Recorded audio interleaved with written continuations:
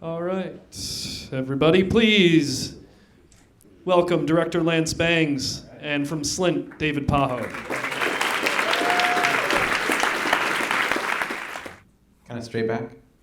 For Lance, was there a white whale of footage or audio or photography that you were trying to track down? Yeah, the whole process was weird because I was running around shooting stuff in the early 90s in Louisville and asking around, and nobody seemed to have any video footage or think that anything had been shot.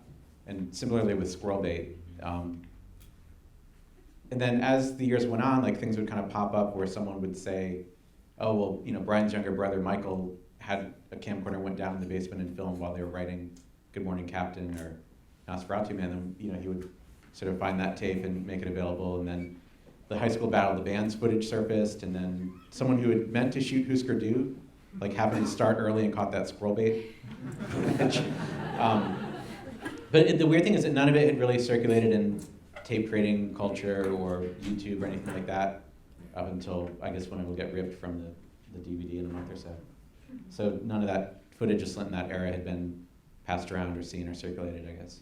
How did you find that soundcheck footage? That was kind of a more local thing. There was a band in New Jersey called the Blisters, and they were playing at the Court Tavern in 1989. Tom Sharpling had just finished a new episode of a fanzine he was writing at the time, and kind of went to go blow off some steam and have a drink and celebrate that. And went and helped somebody set up a camcorder that filmed your sound check. You guys were on the same bill as the Blisters at the Court Tavern. Yeah. And so that section of Breadcrumb Trail exists because of that. And again, they just kind of never let the tape get out into the world or whatever, and we, through Tom Sharpling, were able to find ex-members of the Blisters and track that down as well from their semi-flooded, post-Sandy storage space. If I can ask one more, what was the story with the version of Movie Star over the end credits? Oh, it was just a tricky film to find an editing because nobody had a really strong resolution to what they said. There wasn't anything that really summed everything up in a perfect way with kind of momentum or energy to it. Yeah. And the two of us talked about maybe trying to have you record something that'd be more definitive or pulling things together. And then just found that moment of being in the room with Britt at 3 a.m. as he sort of reflects and realizes whether or not he really followed through or not with stuff, sort of felt like the right ending for the film.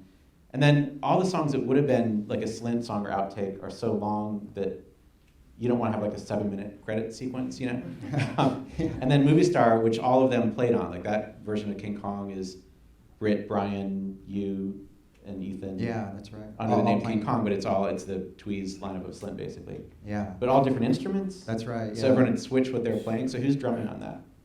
I think I'm playing drums. Okay. So, and then I think Britt's on the keyboards, maybe. Yeah. And actually, I remember doing the guitar part. Ethan couldn't do the wah-wah at the same time as the guitar, so I think Brian's doing the wah-wah while he's playing the bass. Yeah. But that felt like a kind of an upbeat, fun song to show footage of everyone that had been in the film and kind of remind viewers who, what Sean Garrison looks like and so on. And then the weird thing is we showed this a couple nights ago in Los Angeles, and we're setting up these screenings, and I thought that Chicago would be an essential city that hopefully you guys, after being in Louisville on the 14th, would make it up to Chicago to go, screen it there at this really beautiful, huge theater downtown called the Music Box, and then was trying to get Britt arranged or figured out, and he's like, oh, no, I'm playing a show in San Francisco that night with my new band, Water. He has a band, has recorded an album, and is touring the West Coast at the time that we're trying to show the film that ends with him never having gotten it together to... Yeah. Yeah, he's funny like that. I didn't even know he had a new band until recently, and I didn't know the name of it until when you guys said it at the screen. He's the least self-promotional but most charismatic and fascinating person I've run to in a long time. Yeah, I'm glad that you picked up on that, because Yeah. I felt that my whole life, and it's cool that you were able to, that you noticed that and were able to, you all can experience the enigma.